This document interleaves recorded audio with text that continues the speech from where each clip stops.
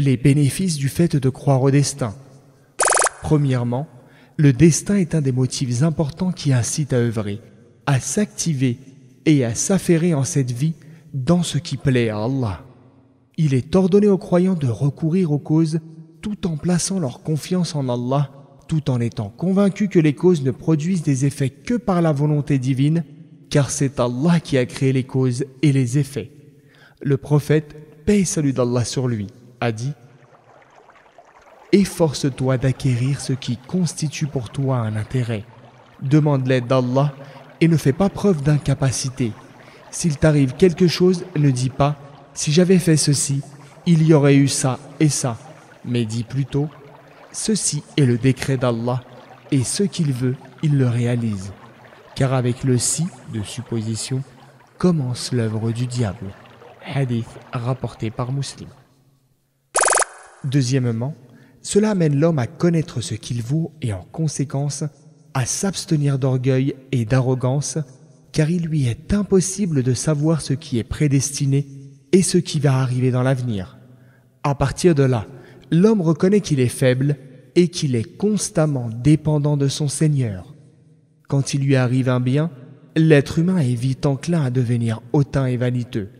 En revanche, quand un mal le touche ou qu'un malheur s'abat sur lui, il est plein d'impatience et de chagrin. Or, l'homme ne sera prémuni d'une attitude arrogante et excessive quand il lui arrive du bien et de l'affliction quand il lui arrive un mal que s'il croit au destin, au décret divin, et seulement s'il accepte de reconnaître que ce qui est arrivé est conforme à ce qui était écrit dans le destin, conforme à ce que Allah savait d'avance. Troisièmement, cela éradique la maladie de la jalousie, c'est-à-dire l'envie d'avoir ce que possède l'autre et que l'autre en soit privé. En effet, le croyant ne convoite pas ce que les gens ont et qu'Allah leur a généreusement octroyé, car c'est lui qui leur a donné et prédestiné. De plus, le croyant sait qu'en jalousant les autres, en réalité, il s'oppose de cette façon à la décision et au décret divin. Quatrièmement, croire au destin insuffle dans les cœurs le courage d'affronter les difficultés et renforce la détermination de ces cœurs qui sont convaincus que le terme de la vie et la subsistance sont décrétés par arrêt divin et qu'il n'arrivera à l'homme que ce qui lui est destiné. Cinquièmement, croire au destin inculque aux croyants les multiples dimensions de la foi. Par conséquent, il ne cesse de demander l'aide de son Seigneur.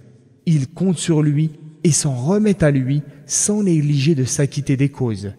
Il est aussi constamment conscient de sa dépendance vis-à-vis de son Seigneur, dont il invoque alors le soutien pour l'aider à persévérer dans le bien sur le droit chemin. Sixièmement, croire au destin apporte à l'âme l'apaisement. Le croyant sait en effet que ce qu'il a atteint ne pouvait le manquer et que ce qu'il a manqué ne pouvait l'atteindre.